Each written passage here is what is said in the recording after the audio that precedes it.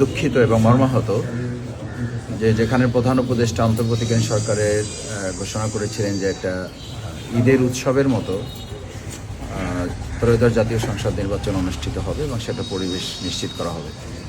কিন্তু খুবই দুর্ভাগ্যের বিষয়, আমি এ পর্যন্ত বলেছি যে আমাদের নির্বাচনী আবহাওয়া শুরু হওয়া থেকে এই পর্যন্ত আমাদের প্রায় 22 জন নেতাকর্মীকে বিভিন্ন পর্যায়ে তাদের শারীরিকভাবে তাদেরকে নির্যাতন করা হয়েছে। বর্তমান যে ফলে আমাদের নির্বাচনী প্রতিদ্বন্দ্বী প্রার্থী যিনি আছেন বিএনপি এবং তার অঙ্গ সংগঠনের, এটা খুবই দুর্ভাগ্য যে আমরা তো ফ্যাসিবাদ বিরোধী আন্দোলনে আমরা একসাথে লড়াই করেছি। এখন যদি আমরা সেই লড়াইয়ের অংশীদার তাদের দ্বারা আমরা আহত হই, এটা আমাদেরকে রক্তক্ষরণ করে, এটা আমাদেরকে খুবই আহত করে। শুধু ব্যক্তিকে আহত করে না, আমাদের সবাইকে আহত করে। দ্বিতীয় কথা হচ্ছে যে আমরা প্রশাসনকে ইতিমধ্যে অবহিত করেছি। আমরা ফার্স্ট ইনফরমেশন রিপোর্ট সেটা আমরা এফআইআর করার জন্য আমরা পদক্ষেপ নিয়েছি। প্রশাসনকে বলেছি যে এটা যদি আপনারা প্রতিকার করতে না পারেন তাহলে নিরপেক্ষ সরকারের যে বৈশিষ্ট্য সেটা প্রশাসন হারাবে এবং জনগণের অনাস্থা তৈরি হবে। আর জনগণের অনাস্থা তৈরি হলে একটা সুষ্ঠু অবাধ নিরপেক্ষ নির্বাচন অনুষ্ঠিত করা অসম্ভব হয়ে দাঁড়াবে এবং তা অন্তর্বর্তীকালীন সরকারকে প্রশ্নবিদ্ধ করবে। এবং আমরা আজকে এটা নতুন না, বেশ কয়েকবার আমরা এরকম পরিস্থিতির মুখোমুখি হয়েছি।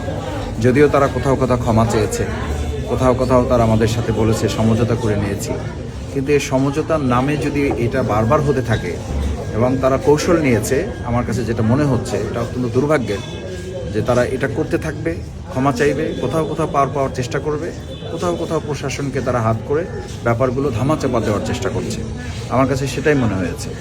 তো এটা যদি হয়ে থাকে তাহলে সাধারণ মানুষ ভয়কে জয় করে যে 2024-এর জুলাই আগস্টের অভ্যুত্থান করেছে, আমার মনে হয় যে এ সমস্ত সন্ত্রাসীদেরকে মোকাবেলা করেই তারা ত্রয়োদশ জাতীয় সংসদ নির্বাচন 12 তারিখে তারা ভোটকে উদযাপন করবে ইনশাআল্লাহ। কিন্তু প্রশাসনের নিরপেক্ষতাটা আমাদের জন্য অত্যন্ত গুরুত্বপূর্ণ। আমার কাছে এখন পর্যন্ত মনে হয় নাই যে প্রশাসনের ব্যাপারে দ্রুত কোনো পদক্ষেপ নিয়েছে।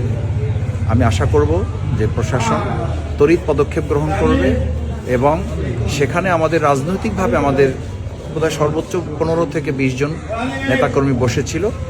আর আমি এটা বলেছি যে যদি ওখানে আচরণবিধিতে কোনো লঙ্ঘন হয়েও থাকে সেটা তো কোনো দলের ব্যক্তিদের দেখার দায়িত্ব না, তারা সর্বোচ্চ প্রশাসনকে অবহিত করবে। আজকে যদি সবাই যার যার মতো আইন হাতে তুলে নেয় তাহলে যারা আইন হাতে তুলে নিয়েছে তারা কি জনগণের কাছে নিরাপদ থাকবে? সবাই তো তখন আইন হাতে তুলে নিতে চেষ্টা করবে, উৎসাহিত হবে। আমরা কি সেটাকে ইন্সপায়ার করব? আমি প্রশাসনকে অনুরোধ করব যে এই অপকর্ম যারা করেছে, এই দুষ্কৃতিকারী যারা, এবং আমি খুব লজ্জিত যে বিগত আওয়ামী ফ্যাসিস্টের আমলে মৃত ব্যক্তির উপরে নৃত্য করা হয়েছে, আর এই আমলে জীবিত ব্যক্তির উপরে তারা নৃত্য করেছে এবং তারা নিজেরা পরস্পর বলেছে এমনভাবে মারো যেন রক্তক্ষরণ না হয়, ভেঙে না যায়, কিন্তু ভিতরে যেন শেষ হয়ে যায়। তাকে মাটিতে ফেলে দিয়ে 12-15 জন তার উপরে মানে শরীরের উপরে উঠে নেচেছে, তাকে মানে যেটা আমরা বলে থাকি পা দিয়েছে তাকে।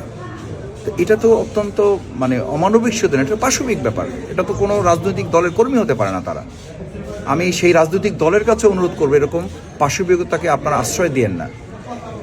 এর আশ্রয় দিলে যেটা হচ্ছে যে আপনি মানে প্রত্যেক প্রতিক্রিয়ারই কিন্তু একটা মানে বিপরীত প্রতিক্রিয়া আছে এবং সেই প্রতিক্রিয়া কিন্তু আপনারা পাচ্ছেন। আপনারা আপনাদের দলের দ্বারা কিন্তু নির্যাতিত হচ্ছেন।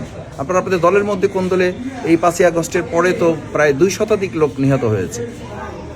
এই যে গত কয়েকদিন আগে কারওয়ান বাজারে স্বেচ্ছাসেবক দলের সদস্য সচিবকে হত্যা করা হয়েছে, আমি তো দেখি না বিএনপি কোনো মিছিল বের করেছে, আমি তো দেখি না এটার জন্য তারা খুব তীব্র কোনো প্রতিবাদ বা বিচারের দাবি জানিয়েছে। কেন? এটা এই জন্য যে আপনি যখনই কোনো সন্ত্রাসকে প্রশ্রয় দিবেন তখন ওটার দ্বারা আপনিও একটা সময় আঘাতপ্রাপ্ত হবেন এবং আপনার দিকে ওটা ফিরে আসবে।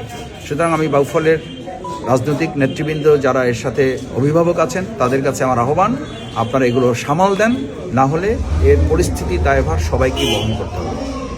এবং প্রশাসনকে অনুরোধ করব দ্রুত পদক্ষেপ গ্রহণ করে সন্ত্রাসী যারা চিহ্নিত, আমরা তাদের নাম বলেছি এবং আমাদের যে আহত সেও আপনাদের সামনে নাম বলেছে, তাদেরকে চিহ্নিত করে গ্রেপ্তারের আওতায় আনলেই কেবলমাত্র একটা অবাধ সুষ্ঠু নিরপেক্ষ নির্বাচন করা সম্ভব হবে। আপনারা সহযোগিতা করছেন সাংবাদিকবৃন্দ, আপনাদেরকে ধন্যবাদ জানাচ্ছি।